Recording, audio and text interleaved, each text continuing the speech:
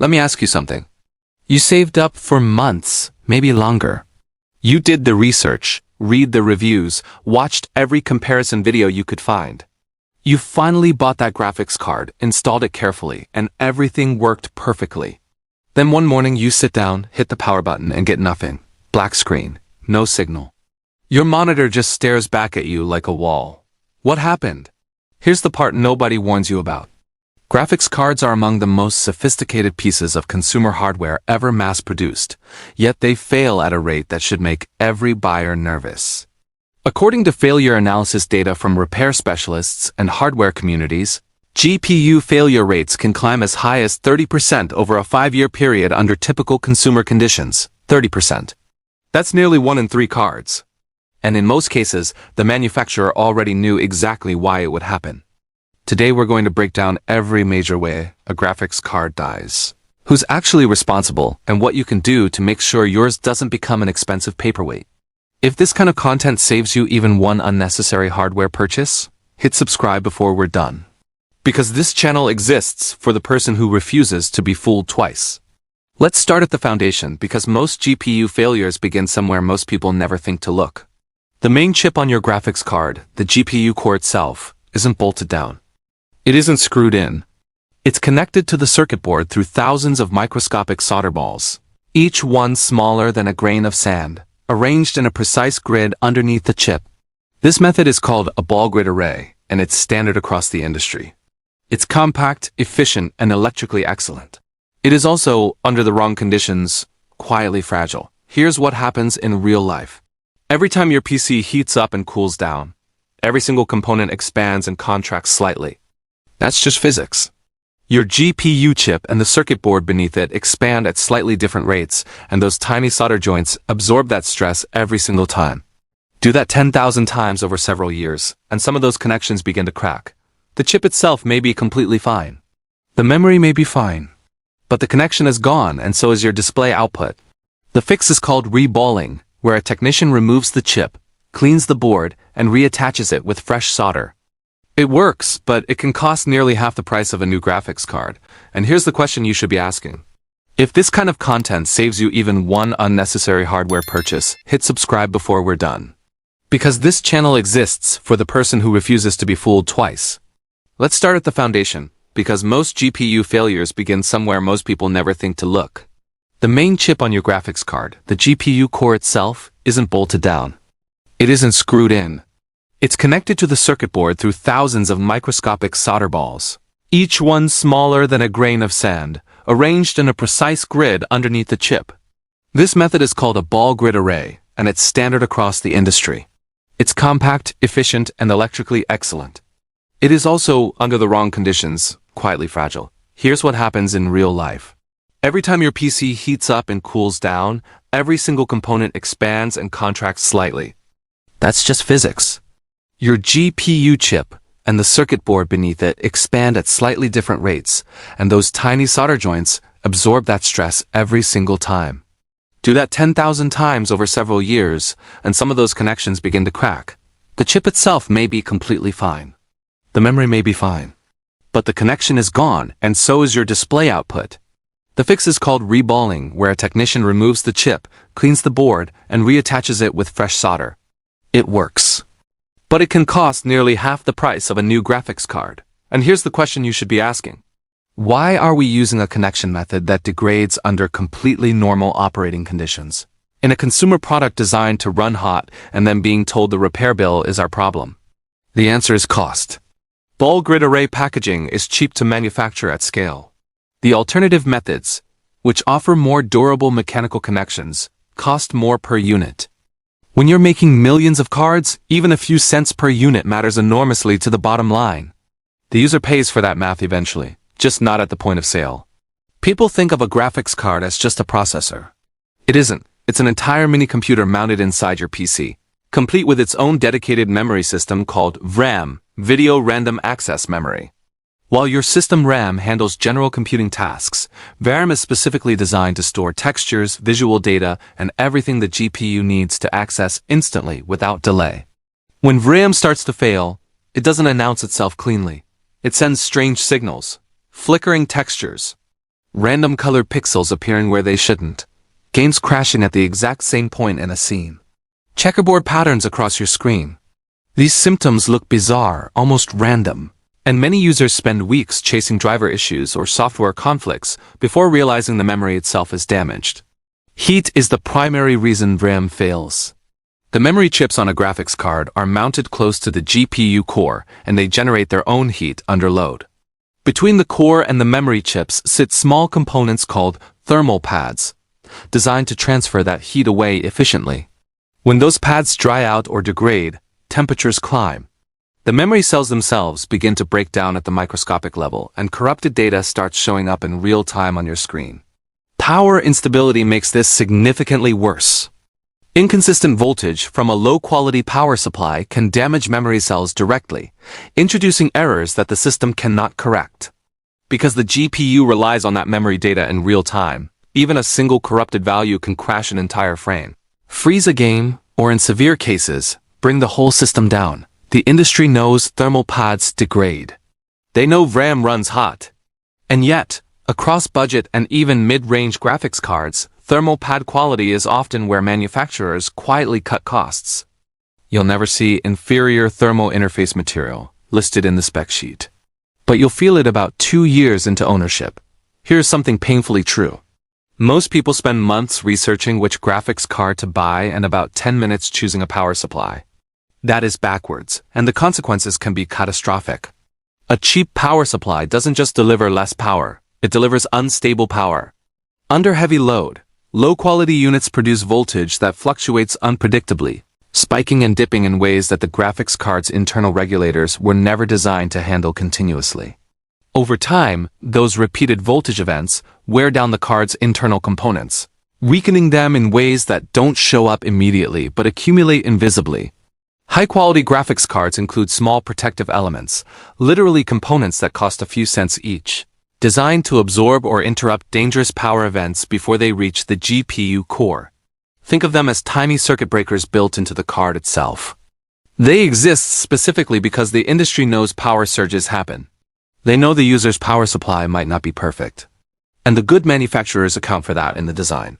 The bad ones don't. Some manufacturers remove or reduce these protections to cut production costs on lower-priced models. A single significant power event on one of these unprotected cards doesn't weaken it gradually. It destroys it immediately, completely, no warning, no gradual symptoms. One surge, and the card is dead.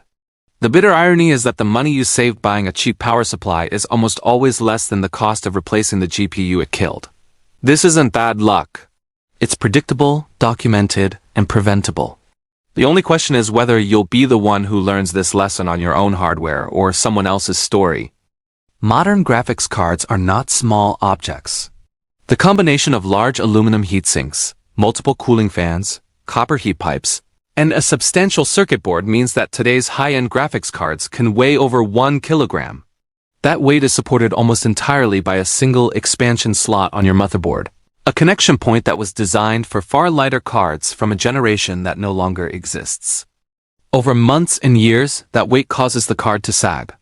Slowly, almost imperceptibly, it begins to angle downward inside the case. That slight bend in the circuit board, even one that looks completely harmless to the naked eye, can damage the internal copper layers that carry electrical signals through the card. Connections weaken, traces crack. The card fails, and there's no obvious external cause. Some users make this worse themselves, with good intentions. Adding a custom water cooling block to a graphics card looks impressive and genuinely improves thermal performance. But the installation process requires removing the factory cooler, detaching multiple components, and handling a circuit board loaded with tiny surface-mounted parts that were never designed to be touched by consumer-level tools. One slip, one accidentally dislodged capacitor, and the card is done. Dust is slower, but equally reliable as a failure mechanism. As it accumulates inside the heatsink fins and fan blades, airflow becomes restricted. The GPU core runs hotter. The VRAM runs hotter, the thermal paste degrades faster. The entire cooling system becomes progressively less effective, and the card ages years faster than it should. All from something as ordinary as household dust. Every graphics card contains a small piece of software permanently stored on a chip on the board. This is the GPU BIOS, and it controls fundamental operations including how the card initializes, how it manages power delivery, and how it communicates with the rest of the system. Most users never think about it. Most of the time they don't need to. When it becomes corrupted, the card may fail to initialize at all. Black screen, no signal. The system may not even recognize that a GPU is installed. This can happen during a failed firmware update, if the wrong BIOS version is flashed onto the card, or if the system loses power at the exact wrong moment during an update process. It is relatively rare, but when it happens, it is deeply confusing because the symptoms look identical to complete hardware failure. The good news is that BIOS corruption is often recoverable. Many graphics cards include a secondary backup BIOS for exactly this reason, and if your card has one, switching to it can bring the card back immediately. In other cases, the firmware can be rewritten using specialized software tools. The card itself is fine. The data controlling it simply needs to be restored. The bad news is that some manufacturers, again in the budget and low-mid segment, omit the backup BIOS entirely as a cost-saving measure. And if the reflashing process is attempted incorrectly, or with the wrong firmware file, the result is a card that cannot recover. The hardware is functional. The software that runs it is simply gone, and there's no safe path back. Overclocking is the practice of pushing a graphics card beyond the speed limit set by the manufacturer at the factory. Done carefully and in moderation, it can yield small but real performance improvements, typically 5 to 10%. The enthusiast community has built entire ecosystems around the practice, and it's not inherently reckless. But it does carry a cost that doesn't show up on a benchmark chart. Running a GPU core or its memory at elevated speeds generates additional heat, draws additional power, and places additional mechanical stress on the solder connections we discussed earlier. That stress doesn't accumulate dramatically. It accumulates slowly, invisibly, over months of operation. The card works perfectly right up until the point where it doesn't, and by then, the warranty is long expired. Extreme overclocking, where users disable built-in safety protections specifically designed to prevent electrical damage, is a different calculation entirely. The performance gains at that level can be genuinely impressive. The hardware mortality rate at that level is also genuinely impressive. When a manufacturer builds a power limit or temperature ceiling into a card's firmware, they're not being conservative out of laziness. They're marking the boundary between controlled operation and component degradation. Cross that line long enough, and the hardware will tell you, loudly and permanently. Not every GPU failure is a GPU failure. This is the most important diagnostic rule in consumer hardware. And it's the one most people skip because hardware failure feels more dramatic and more certain than a corrupted driver file. A faulty driver update can produce crashes that look exactly like hardware failure.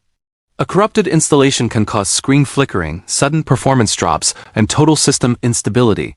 All symptoms that would rationally lead most users to conclude their graphics card is dying. In a significant portion of cases, it isn't. The hardware is completely healthy. The software controlling it is the problem. The fix is straightforward. Use a dedicated GPU driver removal tool to completely uninstall the existing driver, removing every associated file and registry entry. Then reinstall cleanly from the manufacturer's official source. If the problem appeared after a specific update, rolling back to the previous stable version often resolves it entirely. This takes about 20 minutes, costs nothing, and eliminates the most common non-hardware cause of apparent GPU failure before you spend anything on diagnostics or replacements. Always start with software. The hardware can wait. Graphics cards don't usually fail suddenly, randomly, or without cause. They fail because of heat managed poorly over time, power delivered inconsistently over time, physical stress accumulated gradually over time, or corners cut quietly at the point of manufacture. The common thread is time, and the decisions made by both the user and the manufacturer about what that time costs. The manufacturer's calculation is straightforward.